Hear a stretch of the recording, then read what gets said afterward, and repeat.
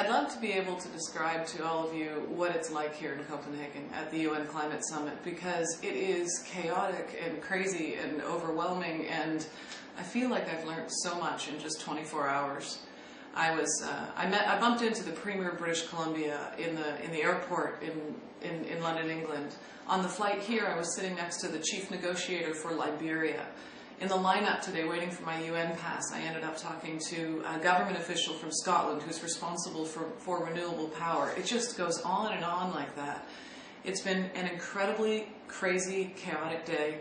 I think, in large part because this is one of the most important conversations on Earth, and now prime ministers and presidents from all over the world are flying in because it's so critical, and things have gone crazy. People are lining up for 4 or 5 hours to get their UN accreditation, including yours truly, and it was freezing. But more than that, it's been a crazy day for politics, especially for Canada here at the Climate Summit. So, probably one of the biggest things that happened is that right at the beginning of the day, the developing nations, led by Africa, walked out of the talks. In large part because of Canada and the US and other countries arguing to throw out the Kyoto Protocol and start again. What we've recently heard is that they're back in. Also today, German Watch released its annual climate performance index. So what they're looking at is 58 countries, and they're looking at how we perform in terms of whether or not we have good laws and policies to address climate change. And what they found is that Canada was 57th out of 58, above only Saudi Arabia, that we have, as we knew, some of the worst laws in the world to address climate change and to build a new clean energy economy. Power Up released our own report today in Copenhagen and in Canada called Falling Behind, comparing Canada and US efforts on clean energy and global warming.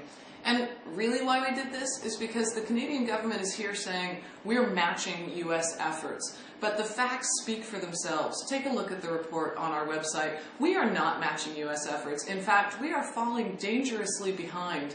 And the only reason this government is saying that is to make them look good. It's a little bit of Obama stardust. But the fact is that Canada's emissions are going up while US emissions are going down.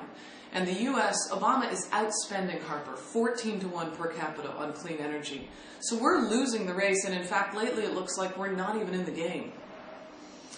So, also today, on the bright side, I got a chance to tour some of the wind farms in Denmark, and they were incredible. I went really close to an offshore wind farm and met with the people from Vesta, learned a little bit about what's happening here in Denmark. It's incredible. It's a huge percentage of their energy. And then I went from the wind farm to touring regional and district energy systems. It's so crazy that Canada doesn't have regional district energy systems. What they said is they're fueling 1 million homes with heat and electricity and saving 1 million tons of carbon. Now, why aren't we doing that?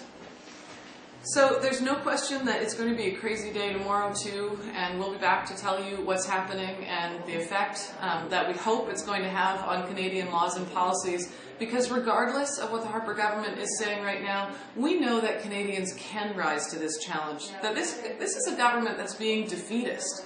And across the country, we're seeing Canadians take action and call on our government for stronger action to create a clean energy economy. So keep engaging, keep calling your MPs, and you know what? We can do this. We invented the zipper, for crying out loud.